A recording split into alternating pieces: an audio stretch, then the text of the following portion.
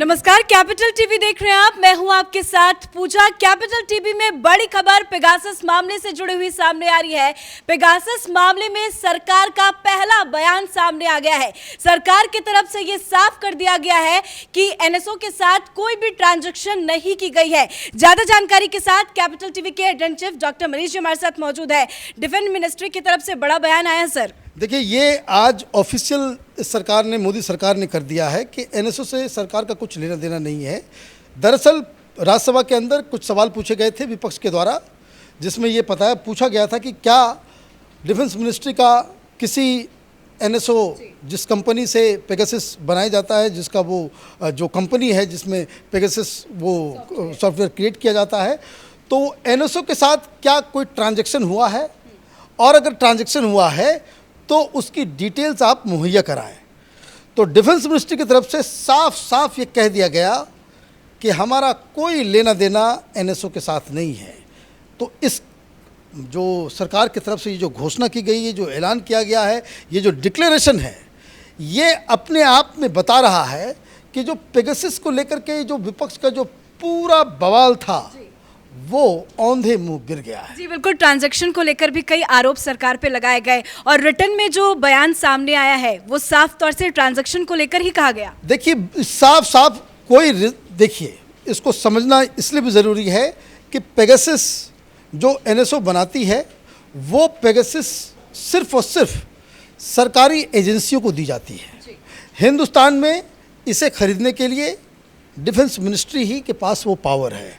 जितने भी इस तरह के जो डिवाइसेस आते हैं वो मिलिट्री इंटेलिजेंस के लिए ही वो खरीदे जा सकते हैं, और इसलिए मिनिस्ट्री ऑफ डिफेंस से ये सवाल किया गया तो मिनिस्ट्री ऑफ डिफेंस ने आधिकारिक रूप से कह दिया कि इससे हमारा कोई लेना देना नहीं है।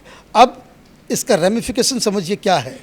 एक तो राजनीति, उसके ऊपर मैं आऊँगा बाद में। ये मसला सुप्रीम कोर्ट में चल रहा है।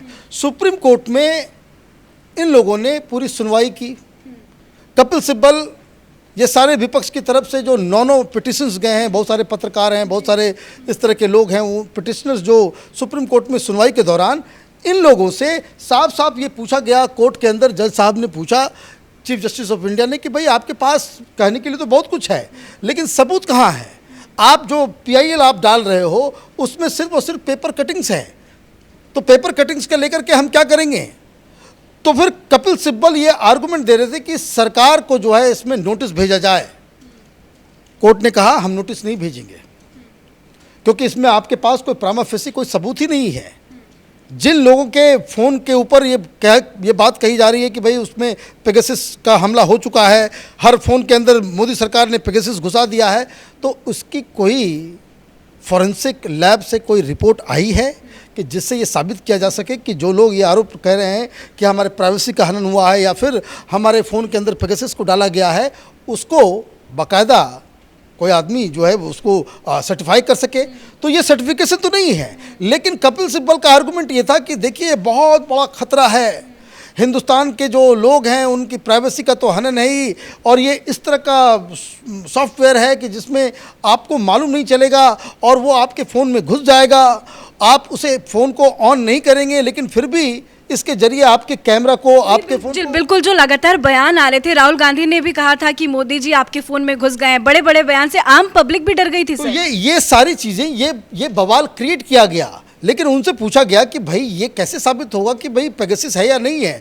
तो इसके लिए उनके पास कोई आर्गुमेंट नहीं था। उन्होंने बस इतना बताया कि भाई अमेरिका में कोई केस चल रहा है, उसमें इस तरह की बातें सामने आई है, और वो जो लिस्ट आई है वो एम्नेस्टी इंटरनेशनल और फॉरबिडन स्टोरीज़ की तरफ से, उसमें ये कहा जा रहा था कि भाई 50,000, जबकि एनएसओ ने भी साफ साफ कर दिया है कि उनका किसी भी इस तरह से लेना देना नहीं है। और वो जो इजराइल की एनएसओ इजराइल की कंपनी है, एम्नेस्टी इंटरनेशनल ने वो सारे 50,000 लोगों की लिस्ट के बारे में उन्होंने बातचीत की, लेकिन जो इजराइल के अंदर एम्नेस्टी इंटरनेशनल है उसकी तरफ से जो बयान आया उससे ही ये केस बिल्कुल ही औंधे मुंह गिर चुका था, क्योंकि इजराइल में जो एम्नेस्टी इंटरनेशनल के जो हेड हैं उनकी तरफ से ये ऑफिशियल बयान दिया गया कि ये जो लिस्ट हैं, ये लिस्ट ये एनएसओ के सर्वर से नहीं लिए गए हैं, या पेगासस किसको किसको दिया गया है वो नहीं है, बल्कि ये जो लिस्ट है वो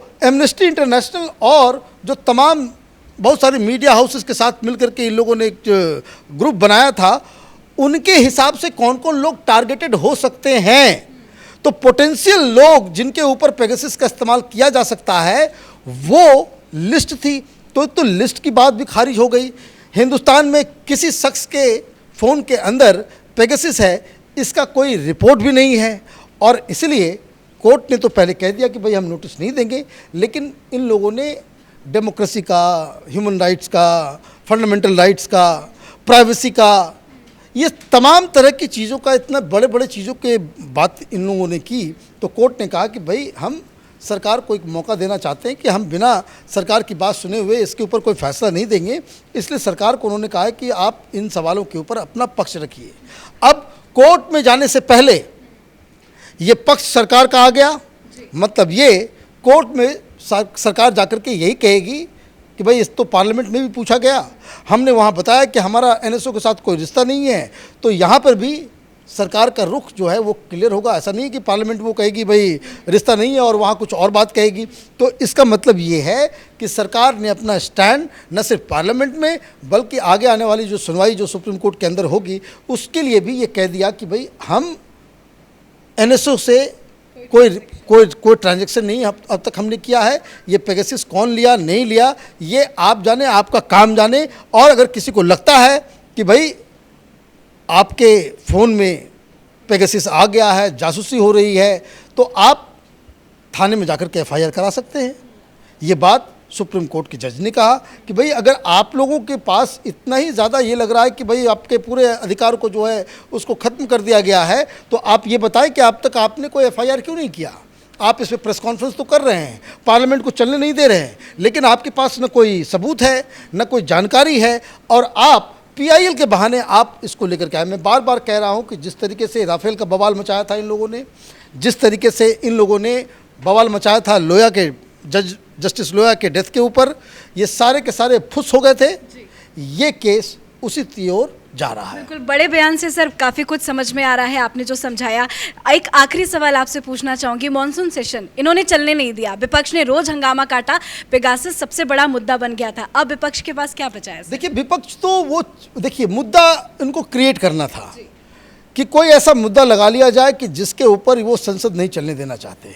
वो नहीं चाहते कि देश के अंदर में सरकार काम कर सके, वो नहीं चाहते कि देश में जो है कुछ विकास हो सके। अब आप देखिए एक शख्स गोल्ड मेडल जीत के आ रहा है, सोशल मीडिया में देखिए जो तमाम जो मोदी विरोधी गैंग है वो उनके खिलाफ भी जो है एक मुहिम चला दिया इन लोगों ने, बस इसलिए कि उसने जो है प्रधानमंत्री की तारीफ की थी, प्रधानमंत्री को बधाई दी थी। वो ये सारी चीज़ें, तो ये माइंडसेट बताता है कि आप सरकार को किसी तरीके से काम करवाना नहीं देना चाहते हैं, और इसके लिए पूरा का पूरा सेशन जो है वो बर्बाद हो गया।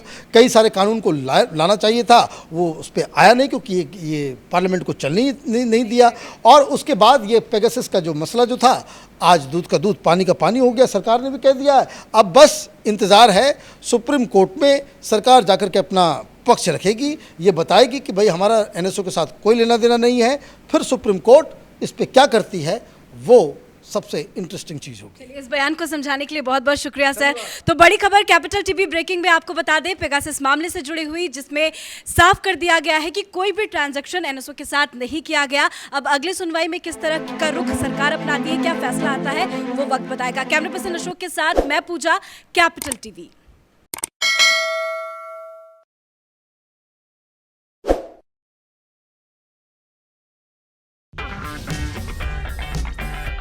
अगर आपको हमारा वीडियो पसंद आया हो तो इसे लाइक करें, हमारे चैनल को सब्सक्राइब करें और हाँ, बेल आइकन दबाना ना भूलें ताकि आप तक हमारे वीडियो की नोटिफिकेशन पहुंचती रहे। आप अपना सुझाव हमें कमेंट बॉक्स में दे सकते हैं। हमारे साथ जुड़ने के लिए शुक्रिया।